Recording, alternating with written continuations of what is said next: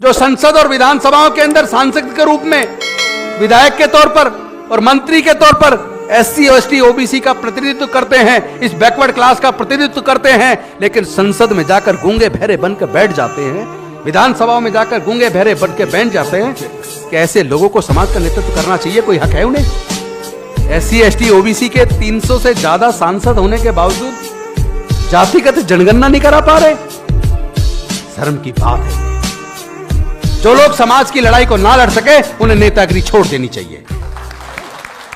SC ST OBC तीनों को मिलाकर बैकवर्ड क्लासेस बनता है। एससी भी बैकवर्ड क्लास में आता है, एसटी भी बैकवर्ड क्लास में आता है और ओबीसी भी बैकवर्ड क्लास में आता है। और तीनों एकजुट होंगे तो ताकत बनेगी। और जब ताकत बन जाएगी और हमारे लोग जागरूक हो जाएंगे, फिर किसी की हिम्मत नहीं है जो हमारे लोगों से उनके अधिकार को छीन ले। जो सरकारें सरकारी खर्चे पर देश के बच्चों को सरकारी खर्चे पर पढ़ा ना सके, जो सरकारें हमारे बच्चों की पढ़ाई का खर्चा ना उठा सके, जो सरकारें हमारे लोगों के इलाज का खर्चा ना उठा सके, ऐसी सरकारों को सत्ता में बने रहने का कोई हक नहीं है। अब अपने समाज को तैयार करना पड़ेगा। इन्होंने इनडायरेक्ट तरीके से धीरे धीरे एक तरफ हमारे लोगों से महंगी करके शिक्षा को छीन लिया और दूसरी तरफ सरकारी संस्थानों को धीरे धीरे बेच दिया, प्राइवेटाइज कर दिया। और जो भी सरकारी संस्थान बिक गया, चाहे वो बैंक को हो, चाहे वो पेट्रोलियम कंपनियां हो, चाहे वो गैस कंपनियां हो, चाहे वो एयर इंडिया हो, चाहे वो रेलवेज हो, जो चीज बिक जाएगी वहां एससी एसटी ओबीसी का रिजर्वेशन खत्म हो जाएगा। और वो इन्होंने कर दिया। फिफ्थ पे कमीशन में, क्योंकि एससी एसटी ओबीसी के ज्यादातर लोग फोर्थ क्लास में आया करते थे, लेकिन फिफ्थ पे कमीशन में केंद्र की सरकार ने फोर्थ क्लास एम्प्लॉयमेंट को पूरी तरह बैन करके ठेके पे दे दिया, आउटसोर्स कर दिया। ठेकेदारी प्रथा लागू करके हमारे लोगों के फोर्थ क्लास के जॉब को भी छीन लिया। तो क्या इस साजिश को आप कभी समझेंगे या नहीं समझेंगे?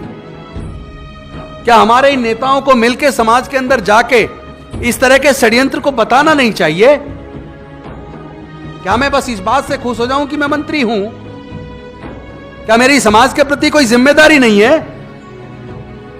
क्या मैं बहुजन समाज के लोगों को, मूल निवासियों को, बैकवर्ड क्लास के लोगों को जागरूक करके उनके हक अधिकार के बारे में ना बताऊं?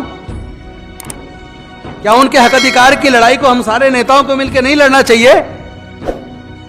जो लोग समाज की लड़ाई को ना लड़ सके उन्हें नेतागिरी छोड़ देनी चाहिए। जो लोग समाज का नेतृत्व कर रहे हैं, जो संसद और विधानसभाओं के अंदर सांसद के रूप में, विधायक के तौर पर और मंत्री के तौर पर एससी एसटी ओबीसी का प्रतिनिधित्व करते हैं, इस बैकवर्ड क्लास का प्रतिनिधित्व करते हैं, लेकिन संसद में जाकर गूंगे बहरे बनकर बैठ जाते हैं, विधानसभाओं में जाकर गूंगे बहरे बनकर बैठ जाते हैं। कि ऐसे लोगों को समाज का नेतृत्व करना चाहिए, कोई हक है उन्हें? तो इस लड़ाई को कौन लड़ेगा? इस लड़ाई को लड़ने के लिए आप तैयार हो जाओ।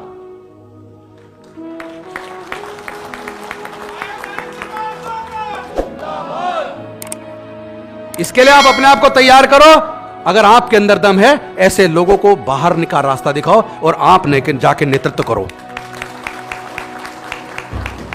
एससी एसटी ओबीसी के 300 से ज्यादा सांसद होने के बावजूद जातिगत जनगणना नहीं करा पा रहे।